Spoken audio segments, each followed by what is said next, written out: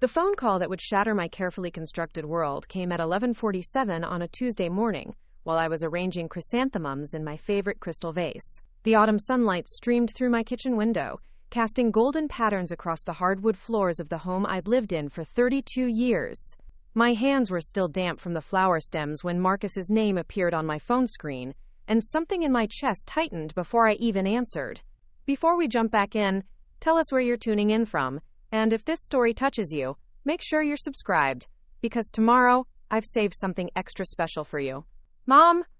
My son's voice cracked through the speaker, and I could immediately tell he'd been crying. At 26, Marcus rarely called me during work hours, and he certainly never called me crying. Mom, I need you to sit down. I didn't sit down. Instead, I gripped the edge of my granite countertop, the cool stone anchoring me as I prepared for whatever blow was coming. In the background, I could hear familiar sounds, the mechanical beeping of hospital equipment, the soft shuffle of nurses' shoes on linoleum, the distant overhead pages that echoed through sterile corridors. My son was calling me from Children's Medical Center, and my granddaughter Lily was somewhere in that building. What happened to Lily? The words tumbled out of me before Marcus could say another word. Is she hurt? Is she sick? Marcus, tell me what's happening. It's leukemia, Mom. The words hit me like a physical blow, stealing the breath from my lungs. Acute lymphoblastic leukemia. She's been tired for weeks, and yesterday she collapsed at preschool. We thought it was just a virus, but the blood tests. His voice broke completely, and I could hear him struggling to compose himself. My 4-year-old granddaughter, the little girl who called me Birdie because she couldn't pronounce grandma when she first started talking, who spent every Saturday afternoon in my kitchen, helping me bake cookies and telling me elaborate stories about her imaginary pet dragon. My Lily had cancer.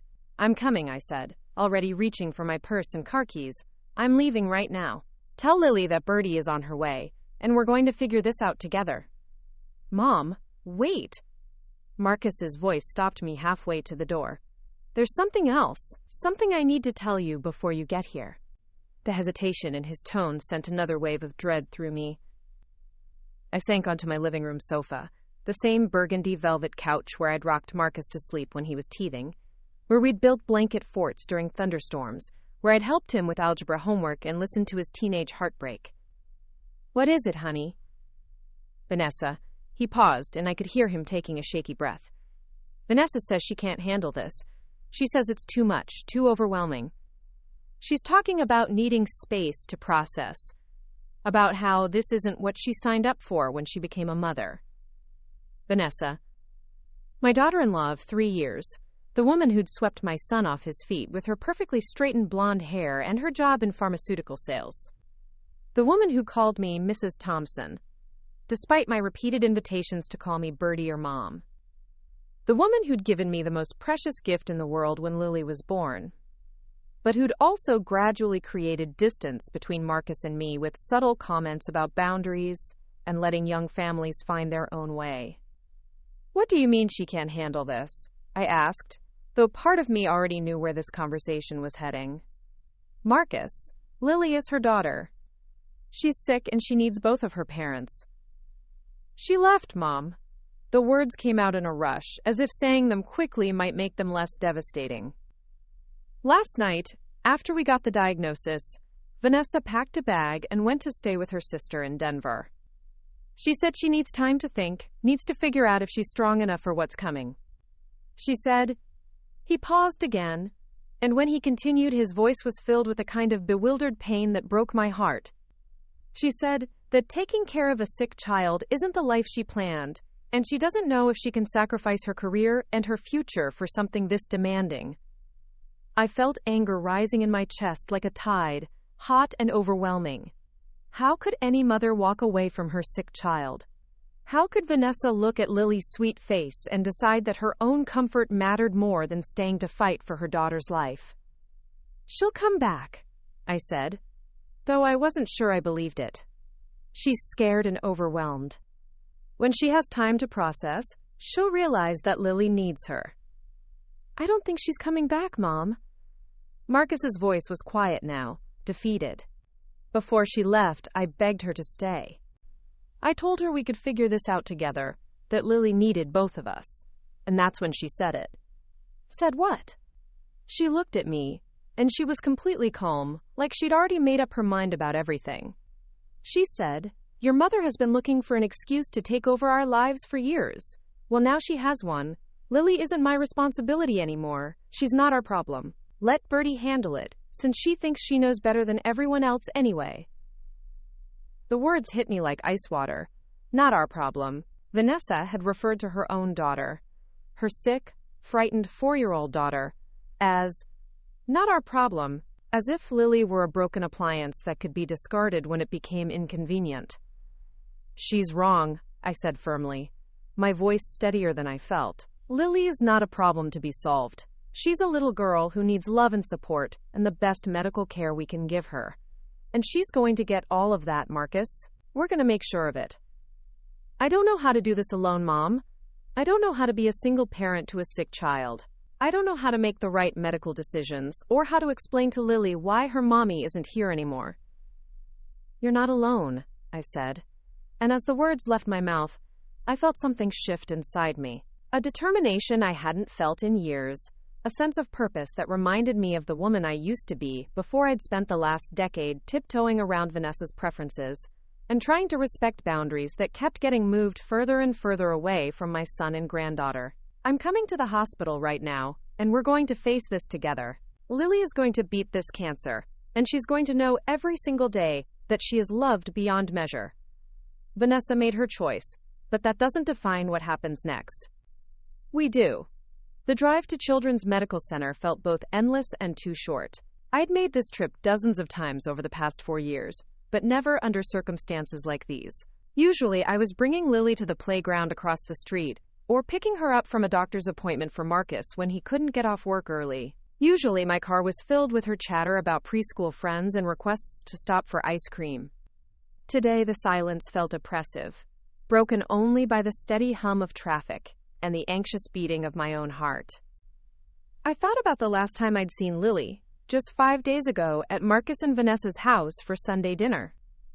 She'd seemed a little tired, maybe a little paler than usual, but I'd attributed it to the change in seasons and the exhaustion that came with starting a new school year.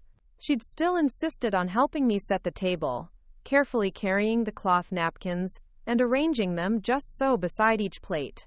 She'd still climbed into my lap after dinner to show me the new book she'd gotten from the library, reading me the words she recognized, and asking me to help with the harder ones.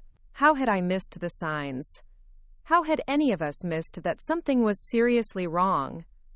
But even as the guilt tried to settle over me, I pushed it away. There would be time for self-recrimination later. Right now, Lily needed me to be strong, present, and focused on what came next. The pediatric oncology ward at Children's Medical Center was a place I'd never imagined I'd need to navigate.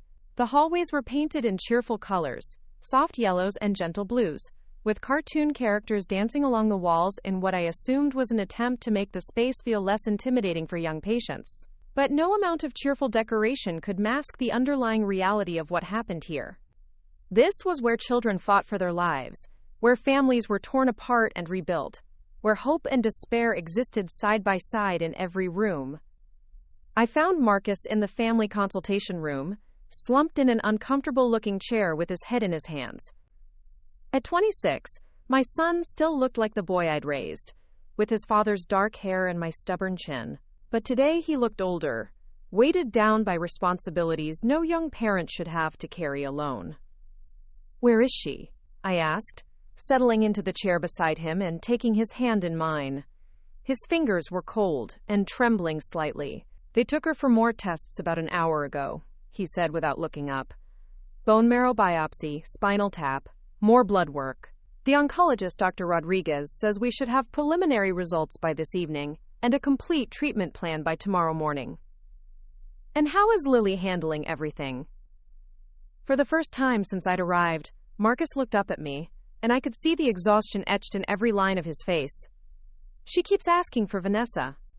She doesn't understand why Mommy isn't here, why strange doctors are poking her with needles, why everyone looks so serious.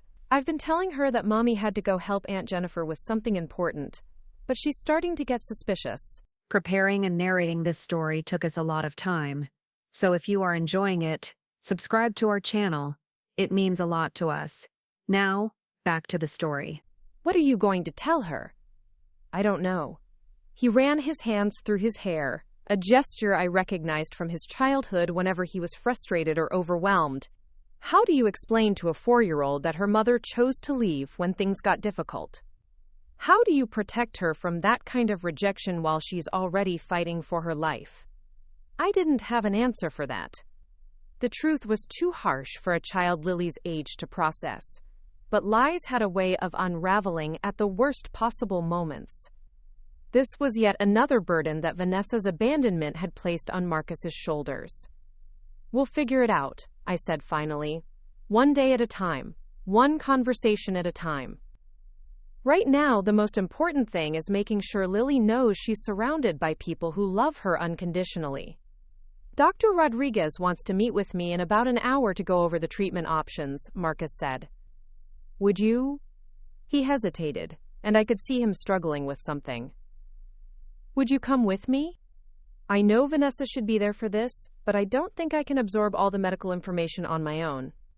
I'm afraid I'll miss something important or ask the wrong questions. Of course I'll be there, I said without hesitation. Whatever you need, whenever you need it. We're in this together.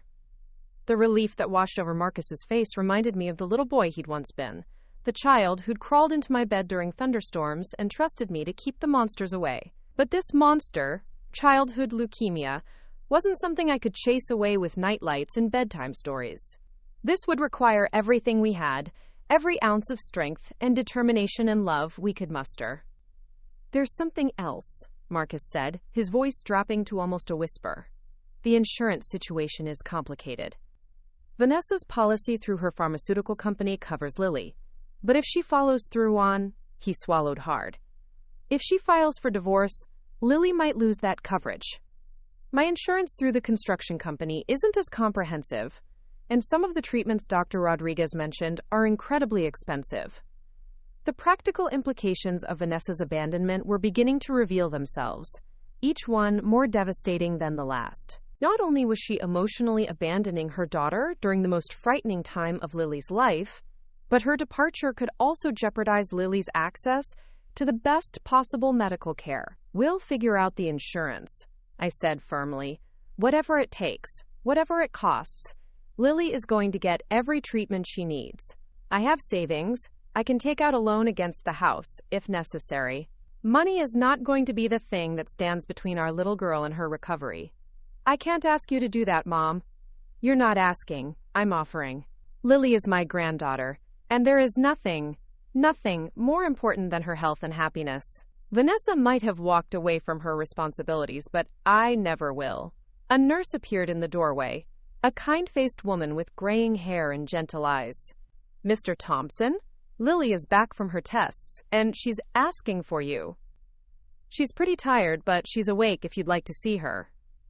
Marcus stood immediately, and I followed him down the hallway toward the pediatric rooms. Nothing could have prepared me for the sight of my granddaughter in that hospital bed, looking impossibly small against the white sheets, connected to monitors and IV lines that seemed too big for her tiny body. But when she saw us, her face lit up with the same brilliant smile that had been melting my heart for 4 years. Birdie, she called out, using the nickname that never failed to make me smile. You came to visit me in the hospital. Of course I came, sweetheart, I said, moving to her bedside and taking her small hand in mine. I heard you weren't feeling well, and I wanted to make sure you had everything you needed. The doctor said I have sick blood, Lily said matter-of-factly, in the way that children can discuss even the most serious topics with startling directness. But they're going to give me special medicine to make it better. It might make me feel yucky for a while, and my hair might fall out, but then I'll get to grow new hair in whatever color I want. I'm thinking maybe purple. I felt tears threatening behind my eyes, but I forced myself to smile. Purple hair sounds absolutely perfect. You're going to be the most beautiful girl in the whole hospital. Where's Mommy? Lily asked, looking past me toward the door. I thought she would come visit me too. I miss her. Marcus moved to the other side of the bed, smoothing Lily's dark hair away from her forehead. Mommy had to go help Aunt Jennifer with something really important, he said, repeating the story he'd been telling her. But she loves you very much, and she wants you to get better. When will she come back?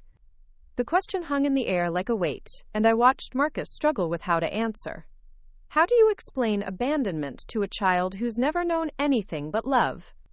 How do you prepare a 4-year-old for the possibility that her mother might never come back? We don't know exactly when, Marcus said finally. But you don't need to worry about that right now. You just need to focus on getting stronger and feeling better. Birdie and I are going to be here with you every step of the way. Can Birdie stay for dinner? Lily asked, and I could see some of her usual energy returning despite her exhaustion. They said I could order from a special menu, and I want to get pizza. I would love to stay for dinner, I said, settling into the chair beside her bed. Hospital pizza sounds like quite an adventure. Will you read to me later? I brought my favorite book, the one about the little girl who becomes friends with a dragon. I'll read you as many stories as you want, sweetheart. As Lily began chattering about the nurses and the different machines in her room, I felt something shifting inside me. This little girl, facing the fight of her life with courage and curiosity that amazed me, was not going to face it alone. Vanessa had made her choice, but that choice didn't define what happened next. Over the next hour, as we waited for Dr. Rodriguez to call us for our consultation, I watched Marcus with Lily and saw glimpses of the remarkable father he was becoming under the most impossible circumstances. He answered her questions with honesty, appropriate for her age, helped her navigate the hospital menu, and turned every medical procedure into a game or an adventure story. When the nurses came to check her vital signs, he made up silly songs about thermometers and blood pressure cuffs that had Lily giggling despite her discomfort. This was the man Vanessa had walked away from, this devoted father, this gentle soul who was willing to sacrifice everything for his daughter's well-being. Her loss, I realized, was immeasurable. But it was also her choice, and choices had consequences. When Dr. Rodriguez finally called us into her office, I found myself facing a woman who radiated both competence and compassion.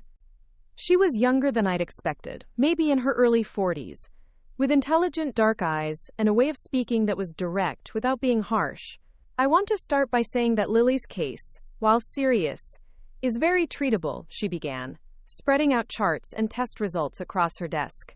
Acute lymphoblastic leukemia in children has a cure rate of about 90% when caught early and treated aggressively. The fact that we've identified it now, before it's had a chance to spread significantly, puts Lily in an excellent position for a full recovery. Relief flooded through me so powerfully that I had to grip the arms of my chair to steady myself. 90%. Those were odds I could work with, odds I could build hope around. What does treatment look like? Marcus asked, leaning forward in his chair. It's going to be a long process, Dr. Rodriguez said honestly. We're looking at approximately 2.5 years of treatment, divided into several phases. The first phase, induction, is the most intensive. Lily will need to stay in the hospital for about a month while we work to get her into remission. She'll receive chemotherapy through her IV line, and we'll be monitoring her very closely for side effects and complications. She went on to explain the subsequent phases of treatment, the need for regular hospital stays and outpatient visits, the various medications and their potential side effects. It was overwhelming. A marathon of medical challenges that would require incredible strength and endurance from all of us. What kind of support system does Lily have at home? Dr. Rodriguez asked, and I saw Marcus tense slightly. It's complicated right now, he said carefully. Lily's mother is dealing with some personal issues and isn't able to be present for treatment. But Lily's grandmother, my mother, and I are completely committed to her care. Dr. Rodriguez nodded without judgment, though I could see understanding in her eyes. She'd probably seen this before. Families torn apart by the stress of childhood illness, parents who couldn't handle the demands of caring for a sick child. The good news is that children are remarkably resilient, she said. What matters most is that Lily feels loved and supported by the people who are present in her life. Consistency and emotional stability will be just as important as the medical treatment. Doctor, I said, speaking up for the first time during the consultation. What can we do to make this easier for her? How can we help her through the difficult parts of treatment? Maintain as much normalcy as possible, Dr. Rodriguez replied. When she's feeling well enough, encourage her to play and read and do the things she enjoys. Don't let the cancer become the only thing that defines her life. And be honest with her in age-appropriate ways about what's happening. Children often cope better when they understand what to expect. As we left Dr. Rodriguez's office with a stack of information packets and appointment cards, I felt both daunted and determined. The road ahead would be long and difficult, but it was a road we would travel together. Lily would not face this journey alone, and neither would Marcus. The evening visiting hours were winding down when we returned to Lily's room. She was sitting up in bed, carefully coloring in a princess coloring book that one of the nurses had brought her. Her tongue was poking out slightly in concentration, the same expression she'd worn as a toddler when she was learning to use crayons. "Look, Birdie," she said, holding up her picture. "I made the princess's dress purple, like my new hair is going to be." "It's beautiful, sweetheart," I said, admiring her careful work. "You're quite the artist." "Daddy says I have to stay in the hospital for a whole month," Lily said, setting down her crayon and looking at us with serious eyes. "That's a really long time. Will you visit me every day?" "Every single day," Marcus promised, and I nodded my agreement. "Even when it's raining?" "Especially when it's raining," I said. "Rain or shine, snow or sunshine, we'll be here." "What about Mommy? Will she visit me when she's done helping Aunt Jennifer?" The question I'd been dreading all day finally came, and I watched Marcus struggle with how to answer. How do you explain to a 4-year-old that her mother had chosen to leave when she needed her most? How do you protect a child's heart while preparing her for the reality that Vanessa might never come back? "Sweetheart," Marcus said carefully, sitting on the edge of her bed. "Sometimes grown-ups get scared when people they love are sick. Mommy is scared right now, and she needs some time to figure out how to be brave enough to help you fight the sick blood." "Is she scared of the hospital?" Lily asked with the kind of innocent logic that children possess. "Maybe a little bit," Marcus said. "But you know what? Some people show love by staying close when things are scary. And some people need space to figure out how to love best. What matters is that you have lots of people who love you and want to help you get better." "Like you and Birdie?" "Exactly like me and Birdie.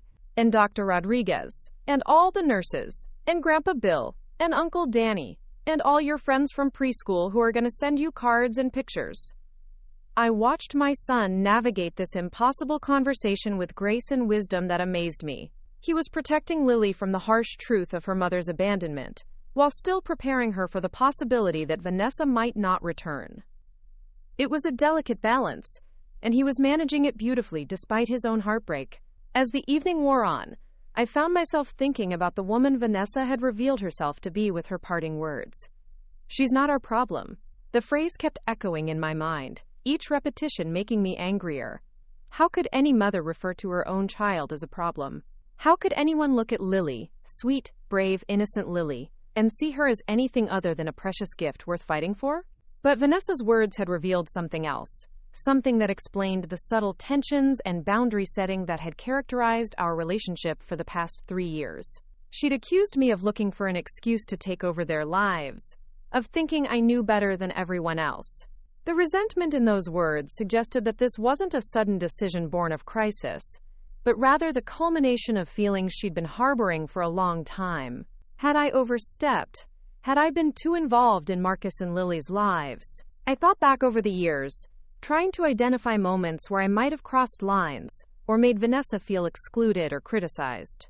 There were probably times when I'd offered advice that wasn't requested, times when I'd expressed concerns about Lily's care or Marcus's well-being that Vanessa might have interpreted as judgment. But even if I had made mistakes, even if I had occasionally overstepped boundaries, none of that justified abandoning a sick child. Nothing Vanessa felt about me or my involvement in their lives warranted walking away from Lily during the most frightening time of her young life. The truth was becoming increasingly clear. Vanessa's departure wasn't really about me or my supposed interference. It was about her own inability to cope with difficulty, her unwillingness to sacrifice her comfort and plans for the demanding realities of caring for a sick child. I was just a convenient excuse, a way to deflect responsibility and blame someone else for her own failings as a mother. As visiting hours ended and I prepared to leave the hospital for the night, Lily reached for my hand with surprising strength. "Birdie," she said sleepily, her eyelids heavy from the day's medications and emotional exhaustion. "Yes, sweetheart? I'm glad you're here. Even though I'm sick, I feel safe when you and Daddy are here." "I'm glad I'm here too, Lily, and I'm going to keep being here for as long as you need me. Promise?" "I promise." As I drove home through the darkened streets, Lily's words echoed in my mind. She felt safe when we were there. Despite everything, the cancer diagnosis, her mother's abandonment, the frightening hospital environment, she felt safe because she knew she was loved. Vanessa had called Lily not our problem, but she was wrong. Lily wasn't a problem at all. She was a little girl who deserved every ounce of love and support we could give her. And while Vanessa had chosen to see caring for her sick daughter as a burden too heavy to bear, I saw it as the greatest privilege of my life. Tomorrow would bring new challenges, new medical decisions, new conversations about treatment plans and side effects. There would be difficult days ahead, moments when the enormity of what we were facing would feel overwhelming. But tonight, as I pulled into my driveway and looked up at the house where I'd raised Marcus with love and determination, I felt something I hadn't felt in years. A sense of absolute clarity about my purpose. Lily needed me, Marcus needed me, and I would not let them down. The guest bedroom at the end of my hallway had been decorated with soft pastels and white furniture, intended as a peaceful retreat for visitors. But as I stood in the doorway that night, I was already planning how to transform it into something magical for a little girl who would need a safe haven during her recovery. The walls could hold princess decals and fairy lights. The dresser could be stocked with art supplies and favorite books. The window seat could become a reading nook where we could watch for birds in the maple tree outside. This room would become Lily's whenever she needed it, a place where she could feel completely loved and protected. Because that's what you do for family. You create safe spaces, you show up consistently, and you never, ever refer to a child as not your problem. Vanessa had made her choice. Now it was time for the rest of us to show Lily what real love looked like. The morning after Lily's first night in the hospital, I arrived at 7:30 with a thermos of coffee for Marcus and a bag filled with items I'd spent hours collecting from my house. Lily's favorite stuffed elephant, the one she'd named Mr. Peanuts when she was 2. A soft throw blanket that smelled like my lavender fabric softener. A selection of picture books, including the dragon story she'd mentioned yesterday. And tucked at the bottom of the bag, a small digital camera I'd purchased on my way to the hospital that morning. If we were going to document Lily's journey through treatment, I wanted her to have beautiful memories to look back on, not just medical records and hospital bills. I wanted photographs of her smile, her artwork, her small victories. I wanted her to see herself as more than a patient, more than a sick child. I wanted her to remember that even in the darkest times, there had been love and light and moments of pure joy. Marcus was asleep in the reclining chair beside Lily's bed when I arrived, his long frame folded awkwardly in the narrow space. Dark circles shadowed his eyes, and his clothes were wrinkled from sleeping in them. Lily was awake, though, sitting up in bed and carefully arranging a collection of get-well cards that had apparently arrived during the night. "Birdie," she whispered, her face lighting up when she saw me. "Look how many cards I got. Miss Sarah from preschool sent one, and Tommy's mom, and even Mr. Garcia from the grocery store where Daddy shops." The outpouring of support from their community touched something deep in my chest. While Vanessa had walked away from her daughter, virtual strangers were stepping up to show love and encouragement. The contrast was both heartwarming and heartbreaking. "People really love you, sweetheart," I said softly, careful not to wake Marcus as I approached her bed, "and they're all rooting for you to get better." "Daddy didn't sleep very good," Lily observed with the perceptiveness that children often possess. "He kept making worried sounds in his sleep. I tried to tell him it was okay, but he couldn't hear me." I looked at my son, this young man who was carrying so much weight on his shoulders, and felt a fierce protective instinct surge through me. He shouldn't have to face this alone. No parent should have to navigate childhood cancer without support from their partner. without someone to share the burden of difficult decisions and sleepless nights. "How are you feeling this morning?" I asked Lily, settling into the second chair and unpacking the items I'd brought. "My arm hurts where the needle goes in," she said, gesturing to her IV site. "And my tummy feels funny, but Dr. Rodriguez said that's normal because the medicine is working to fight the sick blood." "Mr. Peanuts!" she exclaimed when I pulled out her stuffed elephant. I was sad that I forgot him at home. Now he can keep me company during the scary parts. As I watched her clutch the worn gray elephant to her chest, I thought about all the things Vanessa was missing.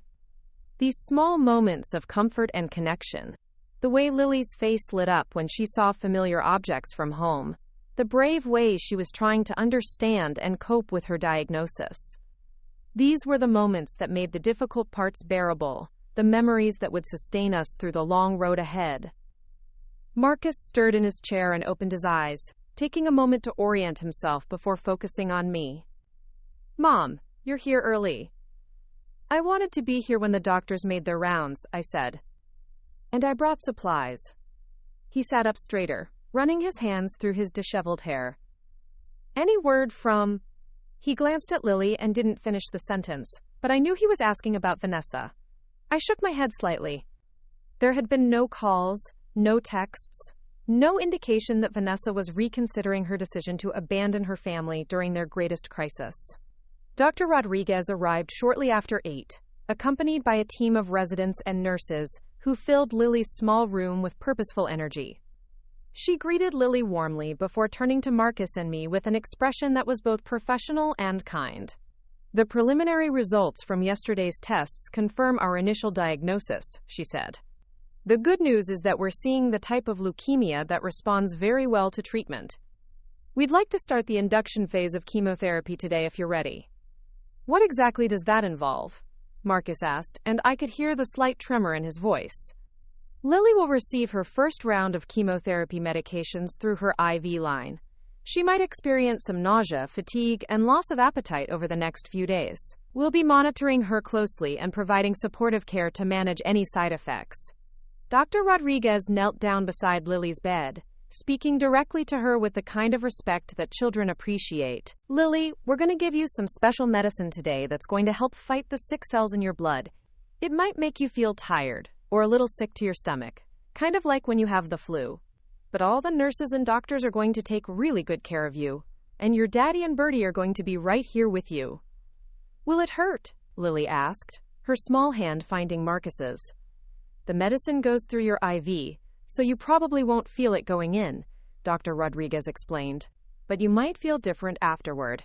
If you do feel sick, or scared, or uncomfortable, you tell us right away, okay? We have lots of ways to help you feel better." "Okay," Lily said with the kind of trust that amazed me. Despite everything that was happening to her, despite being in a strange place surrounded by strangers, she was willing to believe that these people wanted to help her. The chemotherapy infusion began an hour later, and I watched the clear medication drip slowly through Lily's IV line, each drop carrying both hope and uncertainty. Marcus held one of Lily's hands while I held the other, and we created a circle of love around her as the medicine entered her bloodstream. "Tell me a story, Birdie," Lily requested as the infusion continued. "Tell me about when Daddy was little like me." So I began to weave tales of Marcus's childhood, stories about his first day of school, and his fear of the vacuum cleaner, and the time he tried to give the cat a bath because he thought it looked dirty. Lily giggled at the appropriate parts, her laughter a bright sound in the clinical environment. Marcus smiled too, probably remembering those simpler times when scraped knees and hurt feelings were the worst problems we had to face. As the morning progressed, I noticed changes in Lily's demeanor. She became quieter, less animated, curling up on her side with Mr. Peanuts tucked under her chin. The nausea that Dr. Rodriguez had warned us about was beginning to set in. "I don't feel good, Daddy," she whispered, her face pale against the white pillows. "I know, sweetheart," Marcus said, stroking her hair gently. "The medicine is working hard to make you better, but it's making you feel yucky right now. That's normal, and it won't last forever." The nurses brought anti-nausea medication and encouraged Lily to sip small amounts of clear liquids.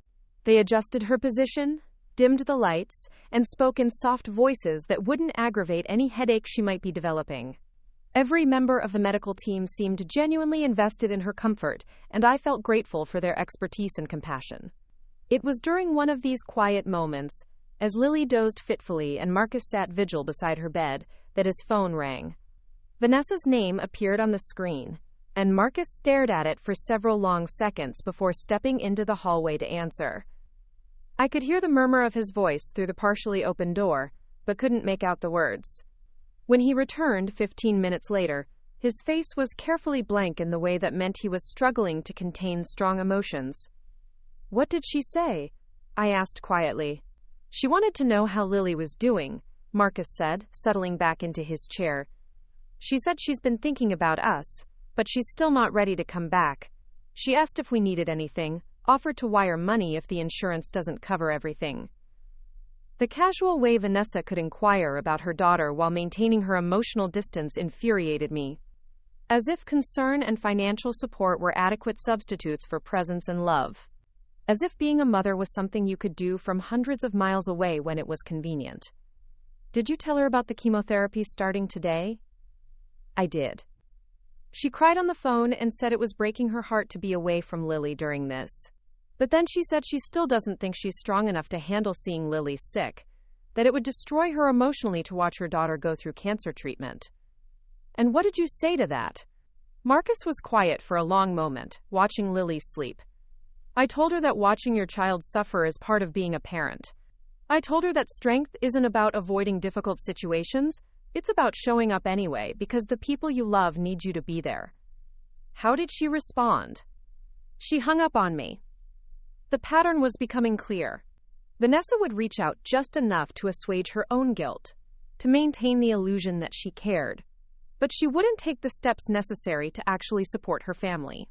She wanted the emotional comfort of being connected without any of the responsibility that came with real commitment. "She asked if you were staying at the hospital," Marcus continued. "She seemed concerned that you were taking over her role, that Lily might start seeing you as her primary mother figure.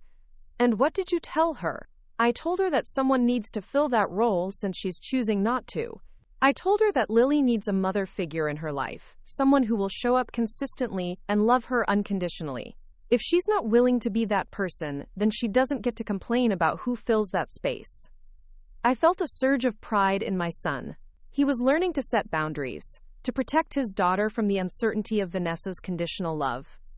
It was a painful lesson, but a necessary one. The afternoon brought a parade of specialists who needed to examine Lily and review her treatment plan. Each new doctor meant more questions, more procedures, more disruption to her rest. I watched her growing increasingly tired and overwhelmed, her small body struggling to cope with both the cancer and the aggressive treatment designed to cure it. "Can we take a break?" she asked finally, after the fourth doctor of the day had finished examining her. "I just want to sleep for a little while without anyone poking me." Dr. Rodriguez, who had returned to check on Lily's response to the chemotherapy, looked at the exhausted little girl with sympathy. "I think that's a very good idea," she said. "We've gathered all the information we need for today. Why don't you rest for a few hours, and we'll check on you again this evening." As the medical team filed out of the room, Lily curled up with Mr. Peanuts and closed her eyes. Within minutes, she was asleep, her breathing steady and peaceful, despite the IV lines and monitoring equipment surrounding her.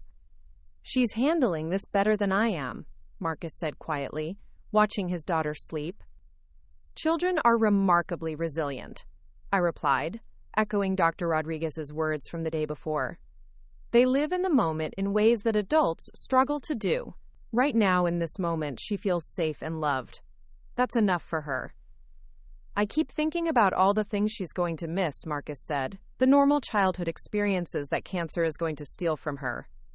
Birthday parties with her friends, playing at the park, starting kindergarten with everyone else. Sometimes I feel like I'm failing her before we've even started treatment." "You're not failing her, Marcus. You're fighting for her life. Everything else can be figured out later, when she's healthy and strong again. Right now, the most important thing you can give her is your presence and your love.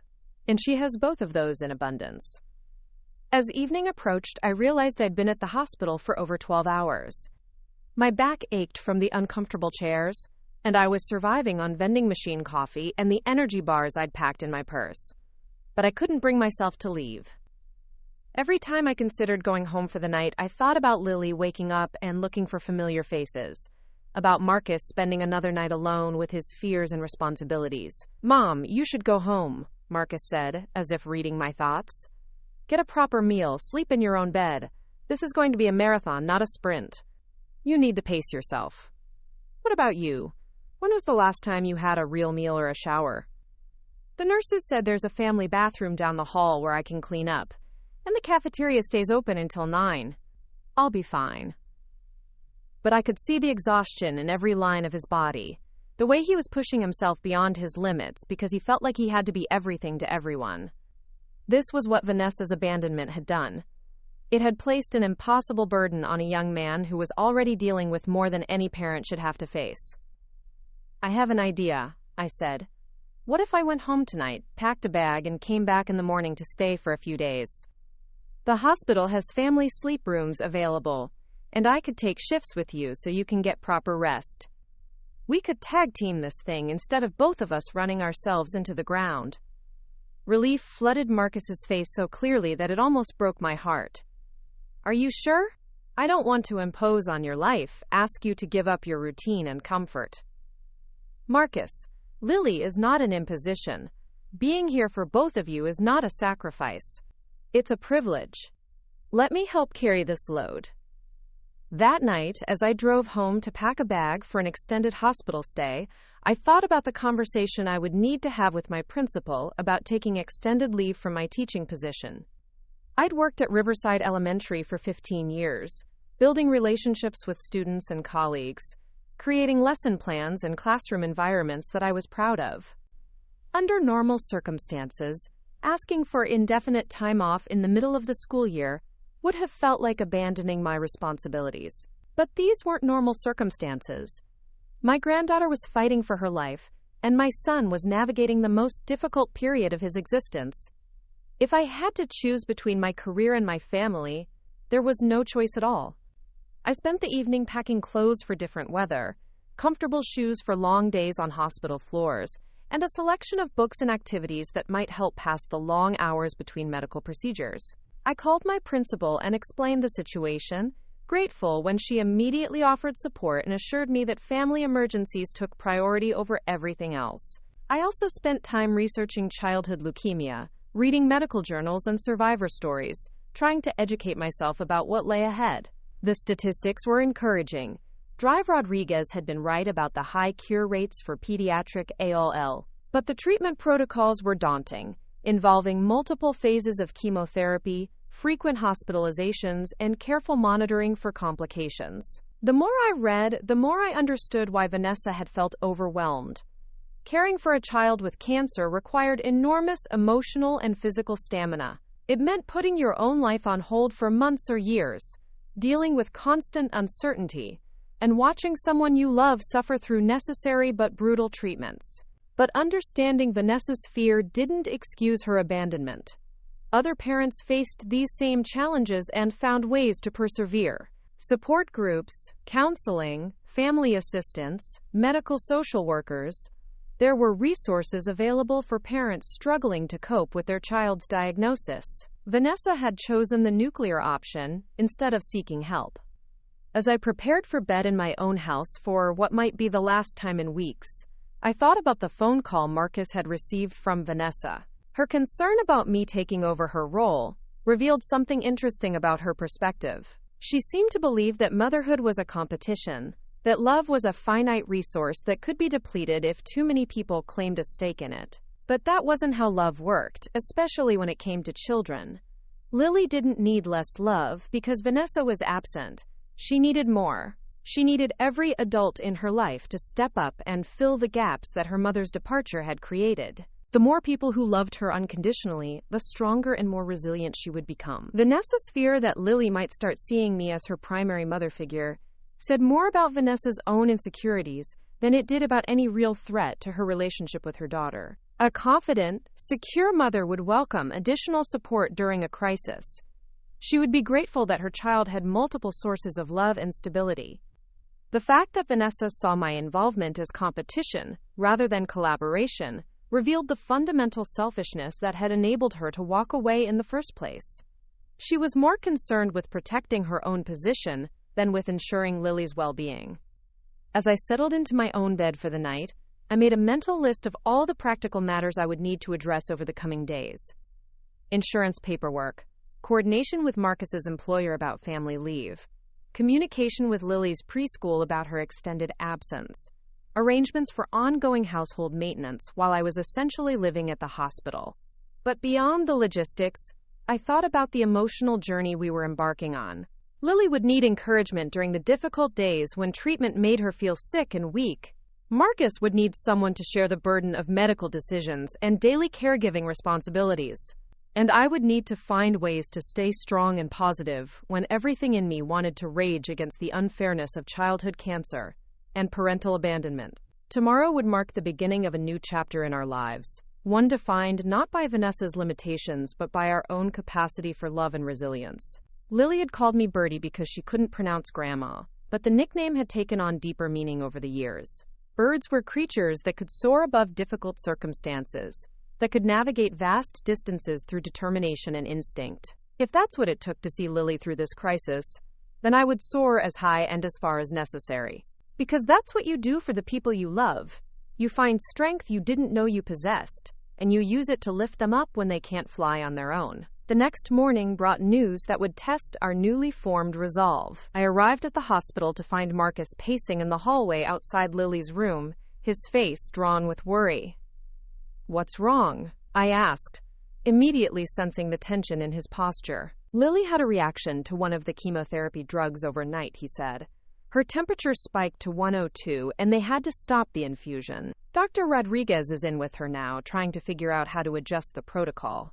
My heart lurched, but I forced myself to remain calm. Setbacks were part of the process, I reminded myself. The medical team had warned us that complications could arise, that treatment would need to be modified based on Lily's individual response.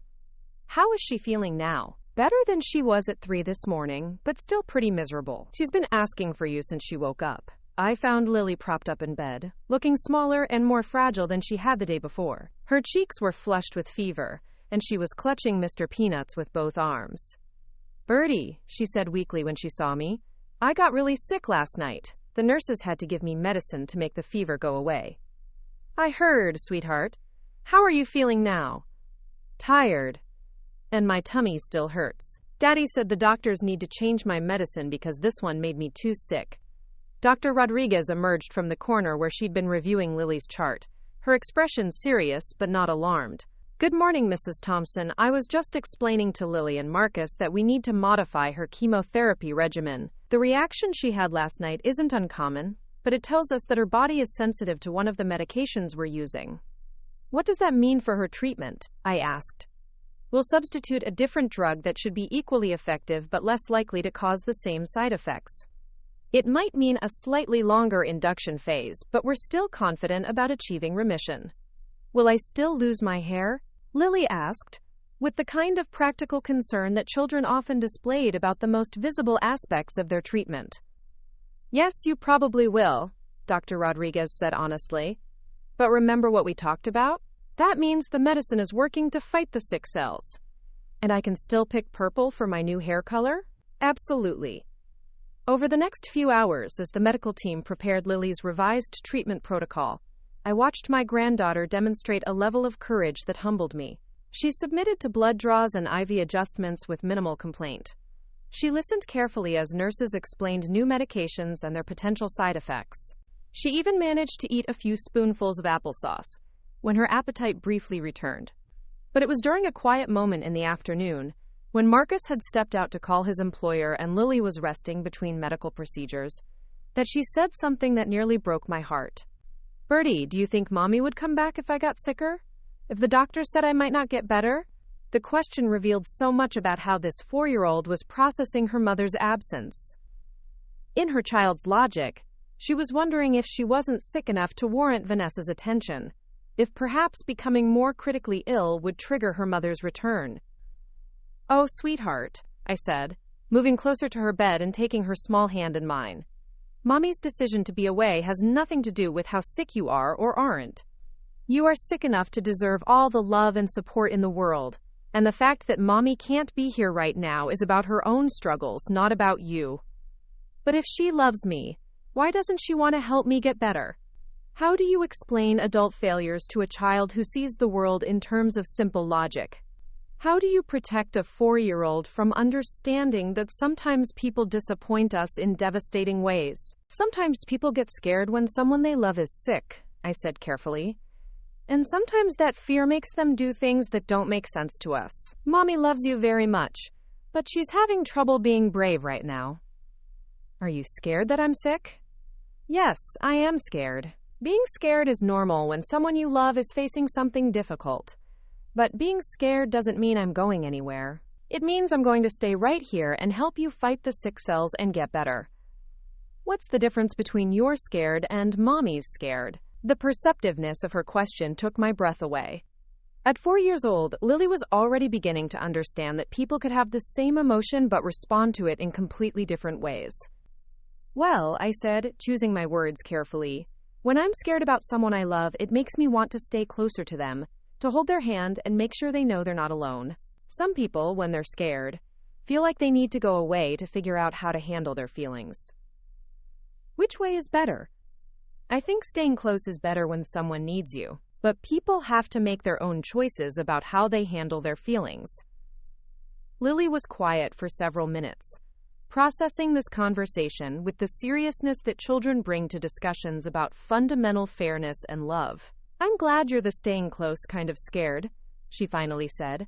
Me too, sweetheart, me too. That evening, as I settled into the family sleep room for my first night as a long-term hospital resident, I reflected on the conversation I'd had with Lily about fear and love and the choices people make when facing difficult circumstances. Vanessa had chosen flight over fight, distance over presence, self-preservation over sacrifice. Those choices revealed something fundamental about her character that couldn't be explained away by fear or overwhelm.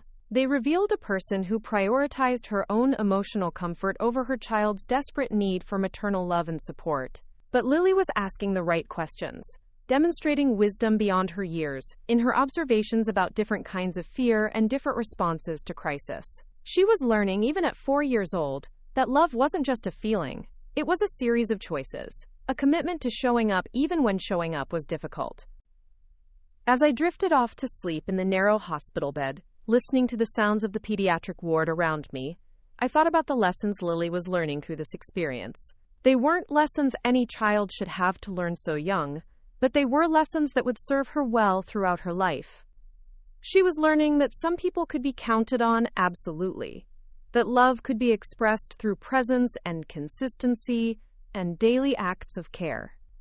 She was learning that courage wasn't the absence of fear, but the decision to act despite fear. And she was learning that she was worthy of fierce, unconditional love. The kind of love that showed up every day, through good times and bad, through health and sickness, through hope and despair. Vanessa had called Lily not our problem, but she was wrong about that, too. Lily wasn't a problem to be solved or avoided. She was a little girl deserving of love, and we were the people privileged enough to provide it. Tomorrow would bring new challenges, new medical procedures, new opportunities to demonstrate that love through action. And I would be there for all of it, for as long as Lily needed me. Because that's what the staying close kind of love looked like. 3 weeks into Lily's treatment, I discovered the extent of Vanessa's deception in the most unexpected way. I was sitting in the hospital family lounge, responding to get well messages on the social media page I'd created to keep friends and extended family updated on Lily's progress, when a notification popped up that made my blood run cold. Vanessa had posted a photo on her Instagram account. Not a photo of Lily or a message about her daughter's cancer battle, but a picture of herself at what appeared to be a resort pool, cocktail in hand, captioned with, "Sometimes you have to choose self-care over everything else. Finding my center and rebuilding my strength." The post was tagged with a location in Cabo San Lucas, Mexico. I stared at the screen in disbelief. While her 4-year-old daughter was enduring chemotherapy treatments and asking daily when mommy was coming home, Vanessa was on vacation in Mexico, posting inspirational quotes about self-care and personal growth. The disconnect was so profound, so fundamentally wrong, that I found myself questioning whether I was seeing things correctly. But there it was, posted just 2 hours earlier. Vanessa in a designer swimsuit beside an infinity pool, looking relaxed and carefree, as if she didn't have a care in the world. The comments below the photo were filled with friends congratulating her on taking time for herself and, quote, focusing on her healing journey. None of them seemed to know that she had a sick child in a hospital hundreds of miles away. I screenshotted the post before I could think better of it, then immediately felt guilty for violating Vanessa's privacy. But the evidence was there. Undeniable proof that her absence wasn't motivated by overwhelming grief or an inability to cope with Lily's diagnosis. It was motivated by selfishness, pure and simple. She had chosen a luxury vacation over supporting her daughter through cancer treatment. The sound of approaching footsteps made me look up to see Marcus returning from the cafeteria with 2 cups of coffee. He looked exhausted despite having gotten a few hours of sleep in the family room the night before. The constant stress of Lily's treatment, combined with managing work responsibilities remotely and dealing with insurance paperwork, was taking a visible toll on him. "Everything okay?" he asked, noticing my expression as he handed me one of the coffee cups. I hesitated, torn between my desire to protect him from additional hurt and my belief that he deserved to know the truth about his wife's priorities. In the end, the truth won out. I turned my phone screen toward him without saying a word. Marcus stared at the photo for a long moment, his face cycling through confusion, hurt, and finally a cold anger that I'd never seen from him before. "She's in Cabo," he said flatly. "She told me she was staying with her sister in Denver, trying to process her emotions and figure out how to be strong enough to come back." "I'm sorry," I said quietly. "I wasn't trying to spy on her. The notification just popped up while I was updating Lily's page. She's been lying to me for 3 weeks. His voice was steady, but I could see his hands trembling slightly as he held the phone. "Every time I've called to update her about Lily's treatment, she's been sitting on a beach in Mexico, pretending to be overwhelmed by grief and fear." "Marcus, I'm so sorry. I know this must be incredibly painful to discover." "You know what the worst part is?" he continued, his voice getting stronger with each word. "I've been making excuses for her to Lily. I've been telling our daughter that mommy loves her, but needs time to be brave enough to help her fight cancer. I've been protecting Vanessa's reputation while she's been posting vacation photos and talking about self-care." The betrayal in his voice was devastating to hear. It was one thing to abandon your family during a crisis, but it was another level of cruelty to lie about your reasons for doing so. Vanessa hadn't just left. She'd constructed an elaborate fiction to make her abandonment seem sympathetic and understandable. "What are you going to do?" I asked. "I'm going to tell Lily the truth," Marcus said, his jaw set with determination. "Not the whole truth, obviously. She's too young to understand the depth of her mother's selfishness. But I'm not going to keep lying to protect Vanessa's image when she's clearly not planning to come back." "Are you sure?" "Once you tell her, you can't take it back." "Mom, Lily is asking me every single day when her mother is coming home. She's been saving artwork to show Vanessa when she gets back from helping Aunt Jennifer. She's been talking about all the things she wants to tell Mommy about the hospital and the nice nurses and how brave she's being. It's breaking my heart to watch her hold on to hope for someone who's posting vacation selfies while her daughter fights for her life." I understood his reasoning, but I also knew that this conversation would mark a turning point in Lily's understanding of her family dynamics. Once she learned that her mother had chosen not to be there, she would carry that knowledge for the rest of her life. The innocence of believing that Mommy would return once she was brave enough would be gone forever. How will you explain it to her? I don't know yet. But I won't lie to her anymore. She deserves honesty, even if the truth is painful. We returned to Lily's room to find her sitting up in bed, working on a coloring book that one of the child life specialists had brought her. Her hair had begun falling out in earnest over the past few days, leaving patchy spots across her scalp that she'd taken to covering with colorful bandanas. Today's bandana was bright purple, chosen because it matched the color she'd decided she wanted her new hair to be. "Daddy! Birdie!" she called out when she saw us. Look what I made for Mommy when she comes back. She held up a drawing of 3 stick figures standing in front of a house. One figure wore a purple bandana and was labeled Lily. One was tall with dark hair and labeled Daddy. The third figure had long yellow hair and was labeled Mommy. At the bottom of the paper, in careful preschooler handwriting, she'd written, I miss you. Marcus's face crumpled slightly as he looked at the drawing, and I could see him struggling with how to respond. Here was tangible evidence of how much Lily missed her mother, how she was processing Vanessa's absence through art and imagination, holding on to the belief that reunion was just a matter of time. It's beautiful, sweetheart, Marcus said, his voice carefully controlled. Can we talk about something important? Lily set down her crayons and looked at him with the kind of serious attention that children reserve for conversations they sense will be significant. You know how I've been telling you that Mommy is helping Aunt Jennifer and trying to figure out how to be brave enough to help you fight the sick blood? Yes. And you said she loves me very much but needs time to think. Well, I found out today that Mommy isn't staying with Aunt Jennifer. She's actually taking a vacation by herself, somewhere far away, where she can think about what she wants to do. I watched Lily process this information, her young mind working to understand the implications of what Marcus was telling her. She's on vacation without us? Lily asked. Yes. But I'm sick. Don't mommies stay with their babies when they're sick? The question was asked with such innocent logic that it nearly broke my heart. In Lily's understanding of how families worked, parents were supposed to take care of their children during difficult times. The idea that a mother might choose a vacation over caring for her sick child was outside her frame of reference. Most mommies do stay, Marcus said carefully.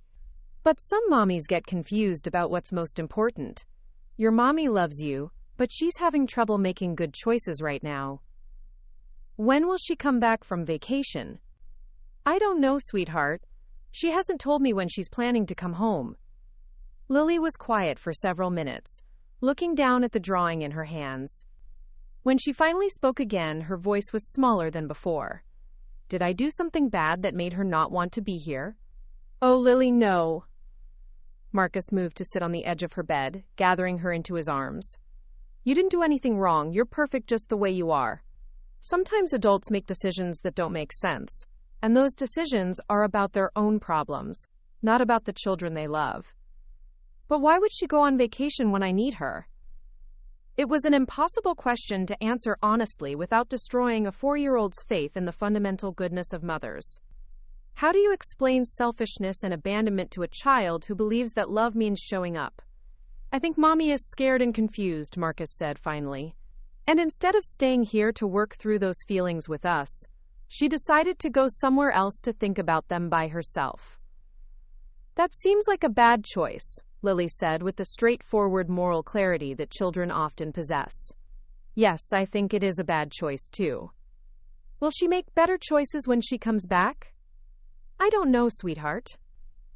But I want you to know that no matter what choices Mommy makes, you have lots of people who love you and will never leave you. You have me, and you have Birdie, and you have all the doctors and nurses who are working so hard to help you get better. Lily nodded solemnly, then looked at the drawing in her hands.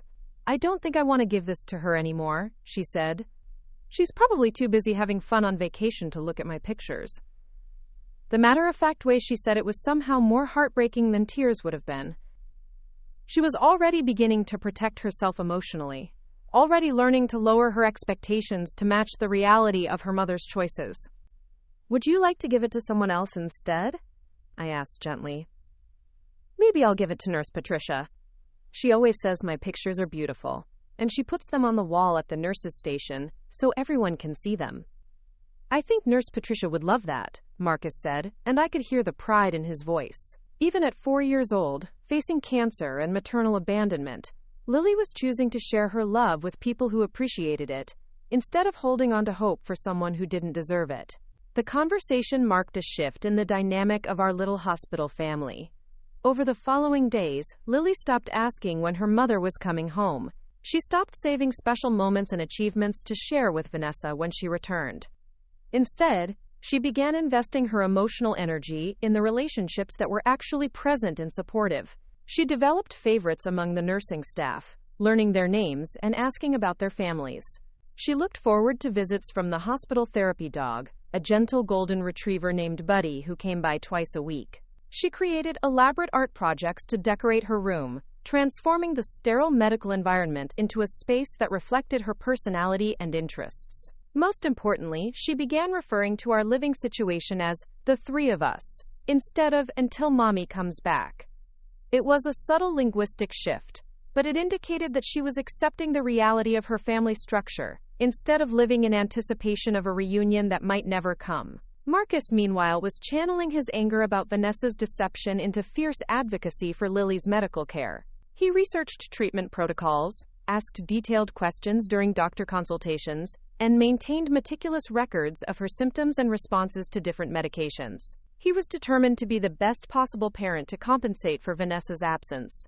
But I could see the toll that single parenting a critically ill child was taking on him. He rarely left the hospital, even when I volunteered to stay with Lily so he could go home for a shower and a change of clothes. He was surviving on cafeteria food and vending machine snacks, losing weight he couldn't afford to lose. The stress was aging him visibly, carving lines around his eyes and adding gray to his hair. "You need to take better care of yourself," I told him one evening after Lily had fallen asleep. "She needs you to be healthy and strong for the long haul." "I'm fine," he said automatically, but even as he said it, he was rubbing his temples in a gesture that indicated he was fighting a headache. "You're not fine. You're exhausted and stressed and running on fumes. When was the last time you had a proper meal or got 8 hours of sleep or went for a walk outside this building?" "I can't leave her, Mom." "What if something happens while I'm gone? What if she needs me and I'm not here?"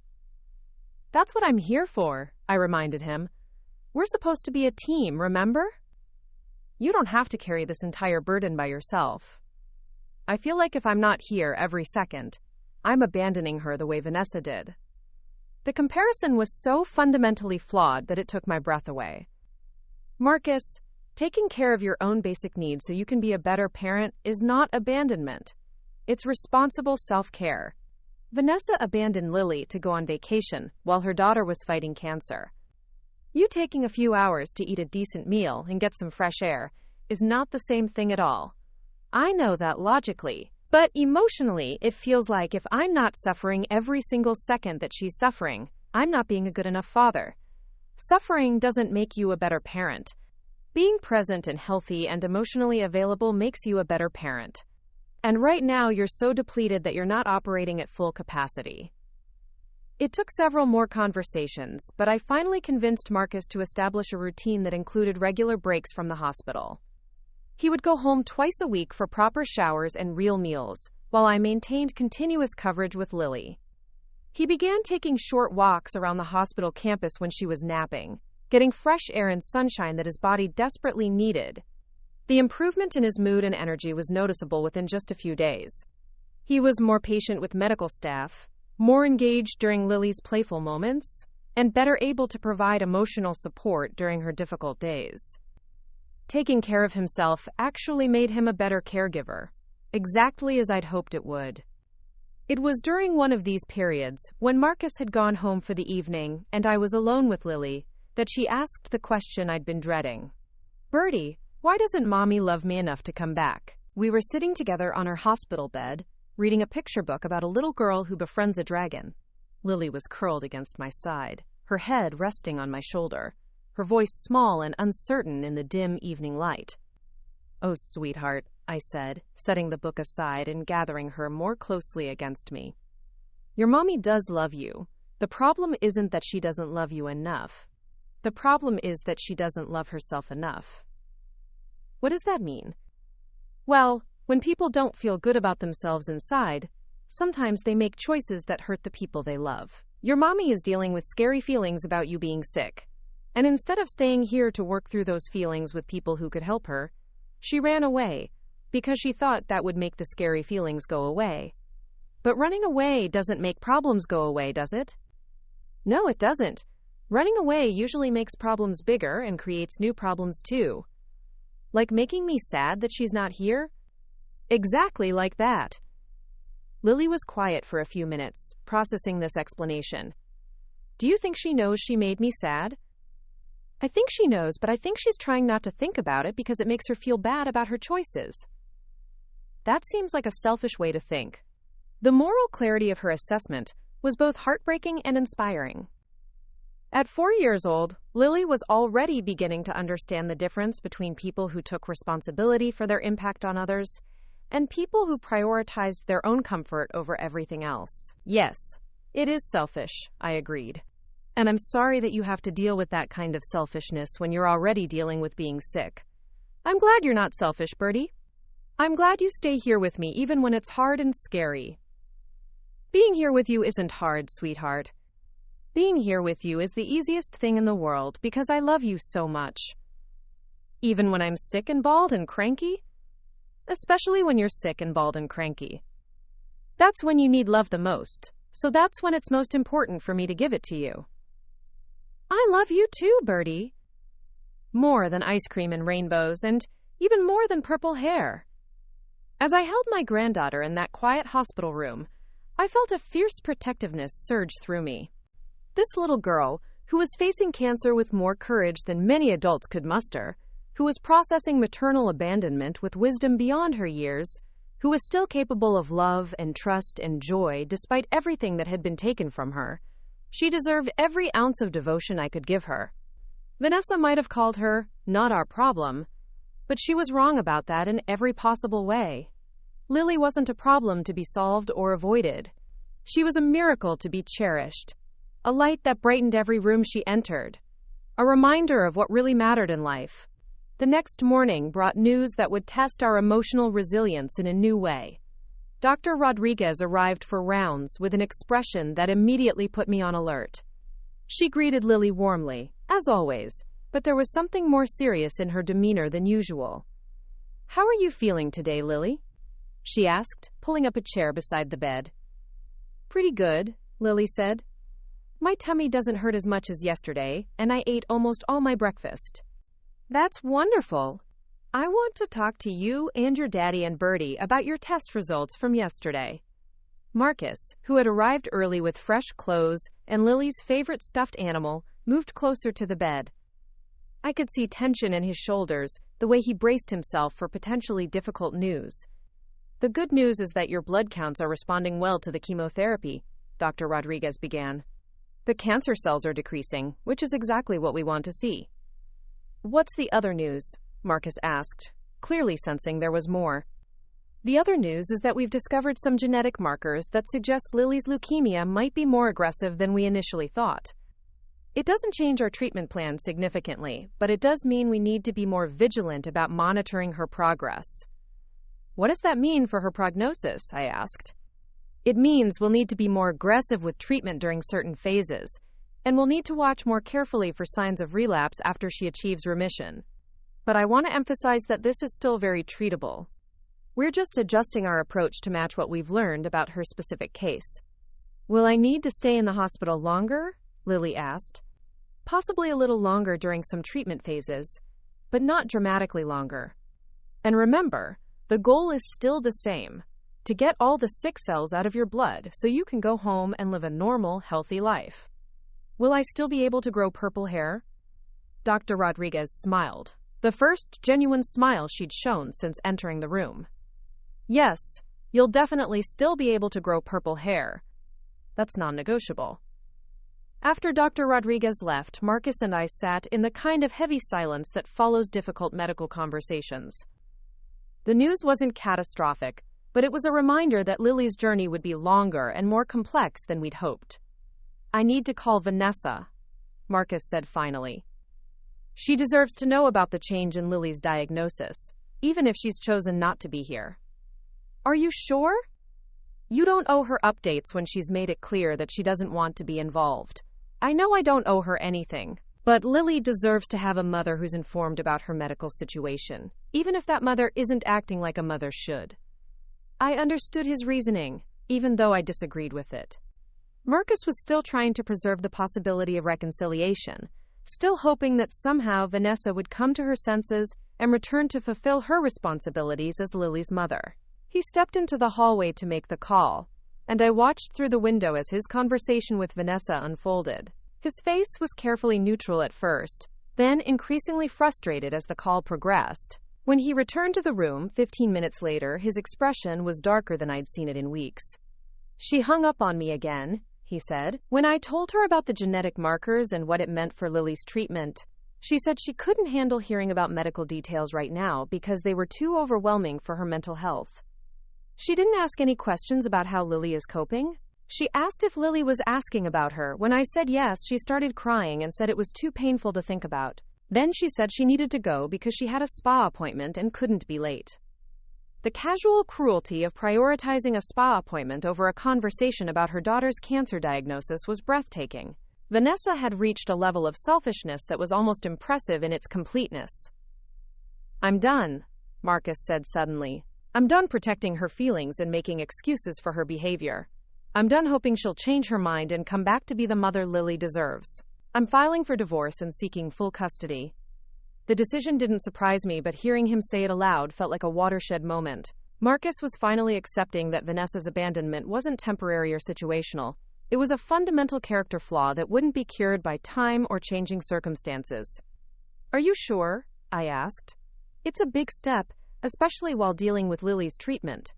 "I'm positive. Lily needs stability and security, not the uncertainty of wondering when or if her mother might decide to reappear. She needs to know that the people in her life are committed to staying, not people who might disappear again when things get difficult." "What will you tell Lily?" "The truth, in age-appropriate terms. That Mommy has decided she wants to live somewhere else, and from now on, our family is you, and me and her. No more waiting, no more hoping for something that isn't going to happen." That afternoon, while Lily was napping after a particularly tiring round of treatments, Marcus called a family lawyer recommended by the hospital's social worker. The conversation was brief but decisive. He wanted to file for divorce on grounds of abandonment and seek full custody of Lily, with Vanessa having to petition for any visitation rights. The lawyer said it should be straightforward given the circumstances. Marcus told me after ending the call. "Abandoning your child during cancer treatment isn't exactly something courts look favorably upon. How long will the process take?" "A few months for the divorce to be finalized, less time for the custody order since there's clear evidence of abandonment and no indication that Vanessa intends to return. And if she changes her mind and wants to come back, then she'll have to prove to a judge that she's capable of being a stable, reliable parent, which, given her current behavior, seems unlikely." As difficult as the divorce decision was, it felt like the right choice for Lily's long-term well-being. She needed to know that her family structure was permanent, that the people who loved her weren't going to disappear when life became challenging.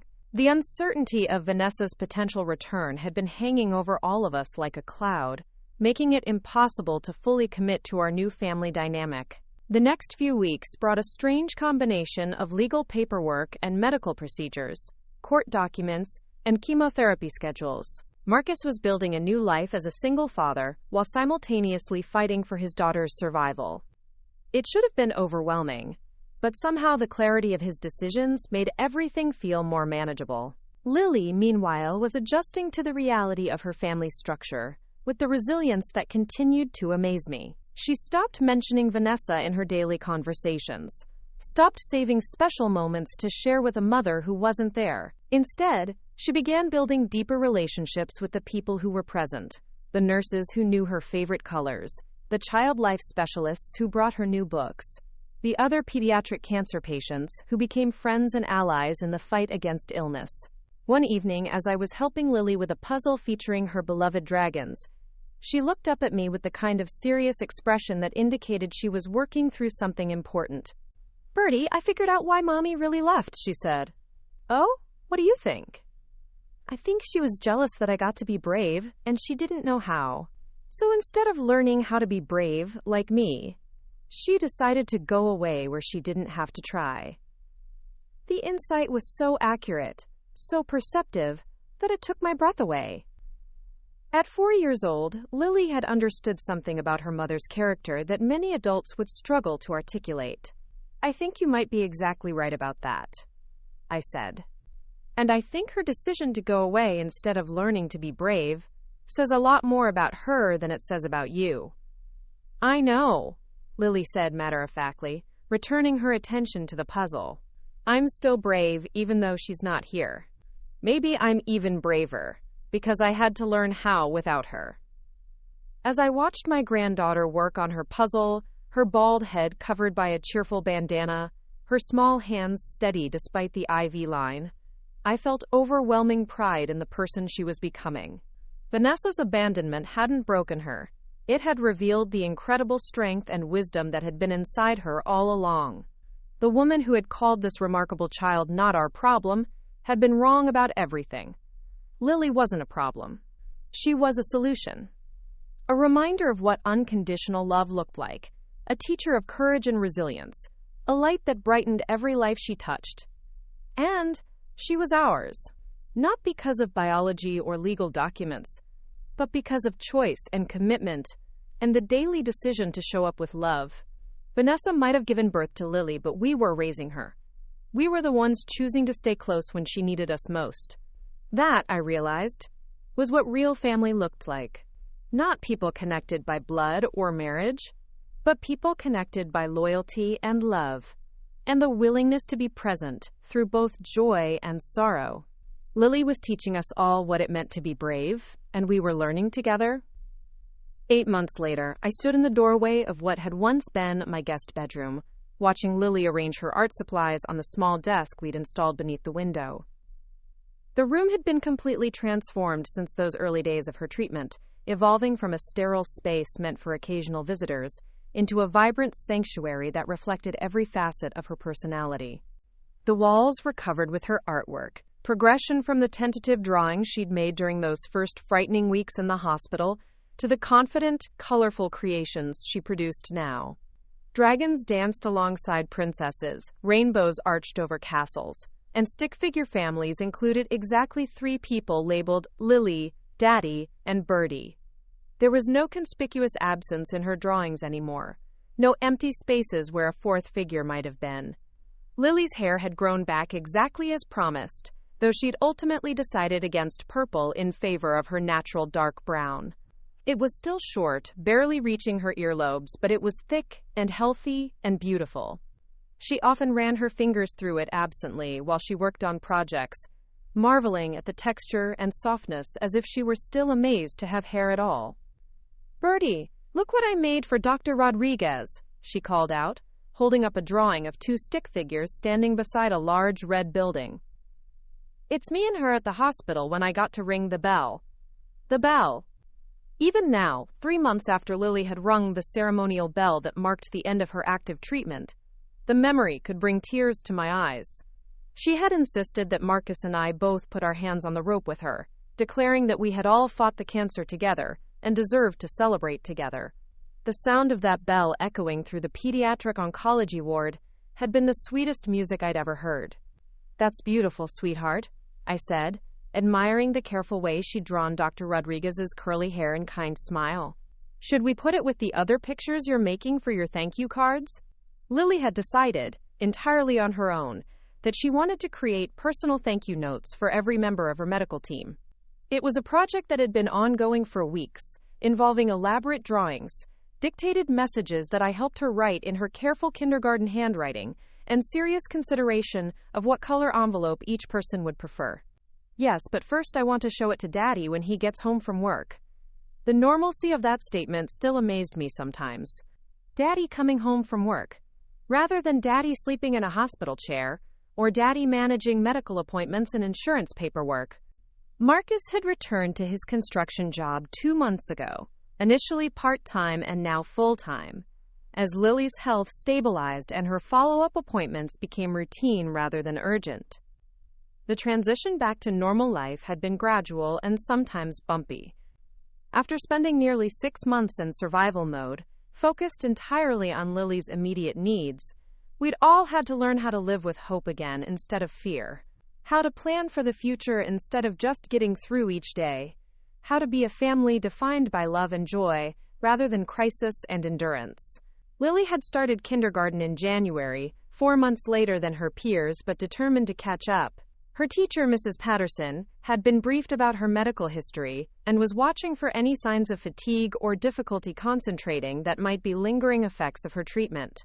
But so far, Lily was thriving academically and socially, making friends and learning to read with the same enthusiasm she brought to everything else.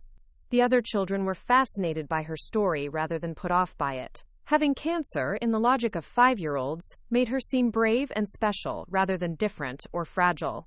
She wore her experience like a badge of honor, matter-of-factly explaining to curious classmates that yes, she used to be bald, and yes, she had to take lots of medicine. But now she was all better, and the doctors said the cancer was gone. "Will you help me write the words in Dr. Rodriguez's card?" Lily asked, settling at her desk with a fresh piece of construction paper. "Of course. What do you want to say to her?"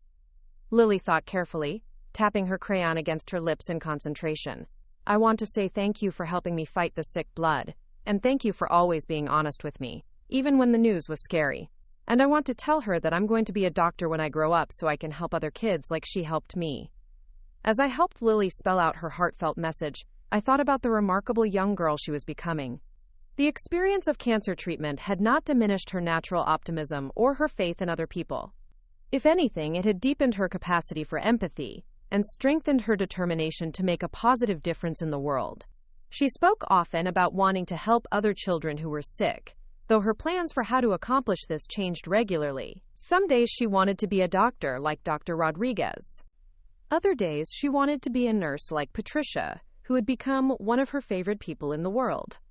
Sometimes she talked about becoming a teacher who specialized in working with children who had missed school because of illness. The specifics of her future career were less important than the underlying motivation, the desire to turn her own difficult experience into something that could benefit others. At 5 years old, she was already demonstrating the kind of resilience and purpose that some adults never develop. The sound of Marcus's truck pulling into the driveway interrupted my thoughts.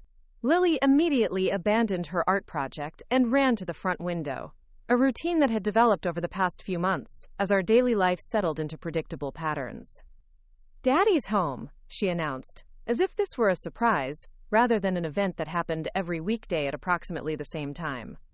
Marcus entered the house looking tired but content, his work clothes dusty, and his face slightly sunburned from the outdoor construction project he'd been overseeing. He'd been promoted to foreman 6 months ago, a recognition of his reliability and skill that had come with increased responsibilities and better pay. The financial stability was welcome, especially given the medical bills that continued to arrive despite insurance coverage. "How are my favorite girls?" he asked, scooping Lily into a hug that lifted her feet off the ground. "I made a picture for Dr. Rodriguez and Birdie helped me write the words," Lily announced. "Want to see?" "I definitely want to see." As Marcus admired Lily's artwork and listened to her detailed explanation of her thank you card project, I felt the familiar warmth that came from witnessing their father-daughter bond. The crisis of Lily's illness had strengthened their relationship in ways that might not have happened under normal circumstances. They had faced the worst possible scenario together and emerged not just intact, but closer than ever. Marcus had grown into his role as a single father with grace and confidence. The fearful, overwhelmed young man who had called me crying from the hospital 8 months ago had been replaced by someone who managed kindergarten drop-offs and parent-teacher conferences and bedtime routines with the kind of competence that came from daily practice and deep love. "How was your day?" he asked me as Lily continued to chatter about her various art projects. "Good." Lily had her quarterly blood draw this morning, and everything looked perfect. Dr. Rodriguez said her counts are exactly where they should be for this stage of remission. The relief that crossed Marcus's face was subtle, but unmistakable. Even now, even with consistently good test results, the anxiety about potential relapse was something we all carried. The doctors had assured us that Lily's prognosis was excellent, that the aggressive treatment had been successful, but the fear of cancer's return was something that would probably never completely disappear. "Any other news?" Marcus asked, and I could tell from his tone that he was asking about Vanessa. The divorce had been finalized 2 months ago, a process that had been surprisingly straightforward given Vanessa's continued absence. She had eventually hired a lawyer to represent her interests, but had not contested Marcus's petition for full custody, or his request for minimal visitation rights. The legal documents had been signed remotely, without her ever returning to face the family she had abandoned. Nothing new, I said. Her lawyer confirmed that the final support payments have been processed, and there's been no contact beyond that. Vanessa was required to pay child support, an amount that had been calculated based on her pharmaceutical sales income and set by the court despite her absence from the proceedings. The money arrived punctually each month via electronic transfer, the only evidence that she continued to exist somewhere in the world. There were no phone calls, no cards, no requests for updates about Lily's health or development. For Lily's part, she had stopped asking about her mother months ago. The absence that had once been a source of confusion and pain had simply become part of the background of her life, no more remarkable than any other basic fact about her family structure. She had friends at school whose parents were divorced, friends who lived with grandparents, friends whose families looked different from the traditional nuclear model. Her family was Daddy and Birdie, and that was normal for her. Mrs. Patterson wants to schedule a conference next week, Marcus said, settling into his favorite chair while Lily organized her crayons by color. She says Lily is doing exceptionally well academically, but she has some observations about her social development that she wants to discuss. What kind of observations? Nothing concerning, apparently. She just wants to talk about how Lily's medical history might be affecting her interactions with other children. She's noticed that Lily tends to gravitate toward kids who seem sad or left out, and she wants to make sure we're supporting her emotional development appropriately. The observation didn't surprise me. Lily had always been empathetic, but her experience with illness and abandonment had heightened her sensitivity to other people's pain. She was drawn to children who were struggling, whether with academic challenges, social difficulties, or family problems. It was a beautiful quality, but one that required careful guidance to ensure she didn't take on more emotional responsibility than was appropriate for her age. I think it's wonderful that she cares about other people, I said, but we should probably help her understand healthy boundaries. Exactly what Mrs. Patterson said. She wants to work with us to help Lily learn that she can be kind and supportive without feeling responsible for fixing everyone else's problems. As if summoned by our conversation about her emotional intelligence, Lily looked up from her crayon organization with a serious expression. Daddy, there's a new girl in my class named Emma, and she seems really sad all the time. Her parents are getting divorced, and she told me she's scared about which house she's going to live in. Can I invite her over to play sometime? I think she needs a friend. The compassion in her voice was unmistakable, as was her instinctive desire to help a child who was facing family upheaval. It was exactly the kind of behavior Mrs. Patterson had been observing, the way Lily naturally identified with children who were experiencing loss or uncertainty. That sounds like a lovely idea, Marcus said. We can talk to Emma's mom about setting up a play date. But remember what we've talked about before. You can be a good friend and offer support, but you're not responsible for making Emma feel better about her parents' divorce. That's something the grown-ups in her life need to help her with. I know, Lily said. I just think she might feel less sad if she had someone to play with who understands about families being different than what you expected. The wisdom in her statement was remarkable. At 5 years old, she understood that shared experience could be a source of comfort, that knowing you weren't alone in facing difficulties could make those difficulties more bearable. She had learned this lesson through her own experience with cancer and maternal abandonment, and now she wanted to offer that same comfort to another child. That evening, after Lily had gone to bed clutching Mr. Peanuts and wearing her favorite princess pajamas, Marcus and I sat in the living room discussing the logistics of our evolving family structure. It had been 8 months since I'd effectively moved in to help care for Lily during her treatment, and what had started as a temporary arrangement had gradually become permanent. We hadn't made any formal declarations about the living situation, but the reality was that this house had become home for all 3 of us. I maintained my own house across town, but I spent most of my time here, cooking meals and helping with homework and managing the daily routines that kept our small family functioning smoothly. I've been thinking about something, Marcus said, settling into the chair he'd claimed as his own. I know you gave up your teaching job to help us through Lily's treatment, and I know you've been talking about going back to work now that she's in remission. I have been considering it, I admitted. I miss the classroom, miss working with children. But I also don't want to disrupt the stability we've built here. What if you didn't have to choose between the two? I looked at him curiously, unsure where he was heading with this conversation. I've been thinking about making this arrangement official, he continued. Not just you staying here temporarily while we figure things out, but actually combining households permanently. Selling your house, making this your home base, building something intentional together. The proposal was both surprising and completely logical. We had been functioning as a multi-generational family for months, sharing responsibilities and resources in ways that benefited everyone involved. Lily had the stability of consistent caregivers, Marcus had support with parenting responsibilities, and I had the purpose and connection that came from being actively involved in raising a child I loved. What would that look like practically? I asked. Well, we could renovate the basement into a separate living space for you, so you'd have privacy and independence while still being part of the household. You could go back to teaching part-time, or substitute teaching, whatever feels right for your schedule. We could share household expenses and childcare responsibilities in a way that makes sense for everyone. And what happens if you meet someone you want to marry? What happens if circumstances change and this arrangement doesn't work anymore? Then we'll figure it out together, the same way we figured out everything else. But right now, this feels like the most stable, loving environment we can create for Lily. And honestly, it feels like the best arrangement for all of us. The idea was appealing on multiple levels. I had been struggling with the prospect of returning to my empty house, going back to a solitary life after months of being surrounded by the energy and purpose that came from active family involvement. Living alone had felt normal before Lily's diagnosis, but now it seemed lonely and disconnected from what mattered most.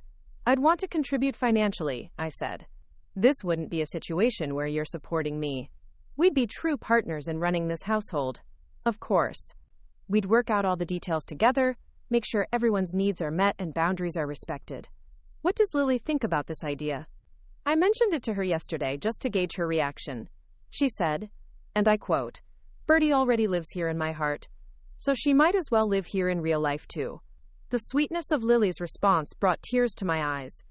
In her 5-year-old logic, the arrangement we were discussing was simply a formalization of what already existed emotionally. We were already a family in every way that mattered. Making it official would just align our living situation with our relationships. I think I'd like to try it, I said finally, with the understanding that we're all learning as we go, and we'll adjust things if they're not working. Deal, Marcus said, reaching over to squeeze my hand. I think Lily's going to be thrilled. The conversation marked another milestone in our unconventional journey toward becoming a chosen family. We had started as grandmother, son, and granddaughter, thrown together by crisis, but we had evolved into something more intentional and permanent. We were creating our own definition of what family could look like, based on love and commitment, rather than traditional expectations. Over the following weeks, as we began the practical work of combining households and planning renovations, I reflected on how much had changed since that devastating phone call 8 months ago. The woman who had sat in her kitchen, arranging flowers while her world collapsed, had been replaced by someone who woke up each morning with clear purpose and unshakable priorities. I had rediscovered parts of myself that had been dormant for years. The teacher who could explain complex concepts in ways that children could understand. The advocate who could navigate medical systems and insurance bureaucracies. The nurturer who could provide comfort during frightening moments and celebrate small victories with infectious joy. Most importantly, I had learned that love wasn't diminished by being tested. It was strengthened. The crisis that had torn our family apart had also revealed who was willing to fight for what mattered most. Vanessa had chosen herself over her daughter, but the rest of us had chosen each other, again and again, through every difficult moment and uncertain outcome. Lily's recovery had been the central goal that united us. But in fighting for her health, we had also fought for our relationships with each other. We had learned to communicate honestly, to support each other through fear and exhaustion, to celebrate progress and maintain hope even when the future felt uncertain. The legal documents that formalized Marcus's divorce and my guardianship status were just paperwork. The real transformation had happened in hospital rooms and at kitchen tables, in quiet moments of connection and daily acts of care. We had become a family, not because of biology or marriage, but because we had chosen to show up for each other when showing up was difficult. 3 months after our conversation about combining households, I found myself standing in my newly renovated basement apartment, putting the finishing touches on a space that was entirely my own, while still being part of something larger. The basement had been transformed into a comfortable suite with a bedroom, sitting area, and small kitchenette. It was private enough for independence but connected enough for easy family interaction. Lily had been my enthusiastic consultant throughout the renovation process, offering opinions on paint colors and furniture arrangements with the confidence of someone who had strong feelings about interior design. She had insisted that my sitting area include a reading corner where she could join me for bedtime stories, and a desk where she could do homework when she needed quiet space. "It's perfect, Birdie," she declared, bouncing on the small couch we'd selected together. "Now you really do live here forever and ever." "Forever and ever sounds just right," I agreed. The house above us hummed with the sounds of daily life. Marcus preparing dinner, the washing machine running, the neighbor's dog barking in the backyard. Normal sounds that represented the beautiful ordinariness we had fought so hard to achieve. My phone buzzed with a text message from Dr. Rodriguez, who had become not just Lily's doctor but a friend to our entire family. "Lily's latest scans look perfect. See you in 6 months for routine follow-up. Give her my love." 6 months. The intervals between appointments continued to lengthen as Lily moved further away from active treatment and deeper into long-term remission. Each clean scan, each normal blood test, each routine checkup was another step away from the fear that had defined our lives for so many months. I forwarded the message to Marcus, knowing he would feel the same mixture of relief and gratitude that I experienced every time we received good news about Lily's health. These updates never became routine, no matter how consistently positive they were. Each one was a gift, a reminder of how much we had to be thankful for. Later that evening, as I helped Lily with her bedtime routine, she looked at me with the kind of serious expression that usually preceded one of her philosophical observations. "Birdie, I've been thinking about Mommy," she said as I brushed her hair. It had been months since she'd mentioned Vanessa unprompted. I set down the brush and gave her my full attention. "What have you been thinking about her?" "I think maybe she did me a favor by going away." The statement was so unexpected that I wasn't sure how to respond. "What do you mean, sweetheart?" "Well, if she had stayed, you might not have moved in with us. And if you hadn't moved in with us, we wouldn't be a family the way we are now. So maybe her leaving was actually a good thing, even though it was sad at first." The emotional intelligence required to reframe abandonment as an unexpected gift was staggering.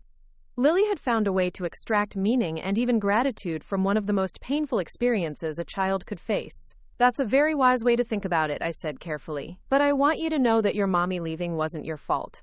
And it wasn't because you weren't good enough or lovable enough. Sometimes adults make choices that we can't understand, but those choices say something about them, not about the children they leave behind."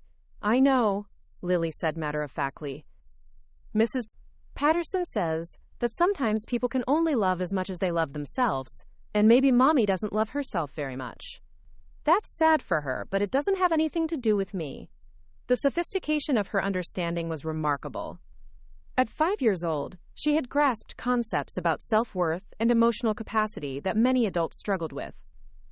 Her teacher was clearly providing excellent guidance about processing difficult family dynamics. "You're absolutely right about that," I said. "And I think you're also right that sometimes difficult things lead to beautiful outcomes we never could have imagined. Like how getting cancer led to me meeting Dr. Rodriguez and Nurse Patricia and all my hospital friends. And how Mommy leaving led to you becoming my extra mom instead of just my grandmother." "Extra mom?" I asked, touched by the designation. "Well, you do all the mom things, but you're also my Birdie. So you're like a bonus mom, which is even better than a regular mom because I got to choose you." As I tucked Lily into bed that night, surrounded by her artwork and her books and all the evidence of a childhood that was full of love despite the challenges she'd faced, I thought about the journey that had brought us to this moment. Vanessa had called Lily not our problem and walked away when her daughter needed her most. But she had been wrong about everything. Lily wasn't a problem. She was a solution to questions I hadn't even known I was asking. Questions about purpose and meaning, about what really mattered. about what it meant to build a family based on choice rather than obligation. The woman who had abandoned her daughter during the scariest time of her life had inadvertently given the rest of us the opportunity to create something beautiful together. Her absence had made room for relationships to deepen and strengthen in ways that might not have been possible if she had stayed. I wasn't grateful for Lily's cancer. No one should have to watch a child suffer through treatment for a life-threatening illness. But I was grateful for the way the crisis had revealed what we were capable of when we chose love over fear, presence over distance, commitment over convenience. Lily was in remission, thriving in school, and surrounded by people who would never refer to her as a problem. Marcus had grown into a confident single father with a support system that ensured he never had to face parenting challenges alone. And I had discovered that my most important role wasn't the one I'd spent decades preparing for in classrooms, but the one I'd stepped into when my family needed me most. Vanessa might have thought she was walking away from a problem, but she had actually walked away from the greatest privilege anyone could have, the opportunity to love and be loved by an extraordinary little girl who saw the world through eyes full of hope and wonder. The next morning, I woke up in my new basement apartment to the sound of Lily's feet running across the floor above me, getting ready for another day of kindergarten adventures. Marcus was making coffee in the kitchen, probably reviewing his construction schedule while packing Lily's lunch. Normal sounds of a normal family starting a normal day. I climbed the stairs to join them, ready to help with breakfast and homework folders, and the 1,000 small tasks that made up our daily routine. Ready to be part of a family that had been forged in crisis but was sustained by choice, day after day, in moments both ordinary and extraordinary. Lily greeted me with a hug that smelled like strawberry shampoo and childhood optimism. "Good morning, Birdie. Today is going to be the best day ever." "Why is that, sweetheart?" "Because we're all here together, and that makes every day the best day ever." In her 5-year-old wisdom, she had identified the secret to happiness that so many adults spend their lives seeking. It wasn't about perfect circumstances or the absence of problems. It was about being surrounded by people who chose to love you, who showed up consistently, who made you feel safe and valued and understood. As we settled into our morning routine, I thought about Vanessa, wherever she was, whatever life she had built for herself after walking away from this one. I hoped she had found the peace and self-understanding that had eluded her during Lily's crisis.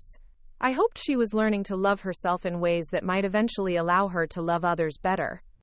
But mostly, I was grateful that her departure had created space for something beautiful to grow in its place. A family defined not by traditional roles or biological connections, but by the daily decision to show up with love, to choose presence over absence, to build something lasting together. Lily had been right the night before. Sometimes difficult things led to beautiful outcomes we never could have imagined. The little girl who had faced cancer with courage and maternal abandonment with grace had taught us all what it meant to transform pain into purpose, crisis into connection, loss into love. We were not the family any of us had planned, but we were exactly the family each of us needed. And in a world where so many people struggled to find their place, to feel truly seen and valued and understood, that was everything. Up next, you've got 2 more standout stories right on your screen. If this one hit the mark, you won't want to pass these up. Just click and check them out.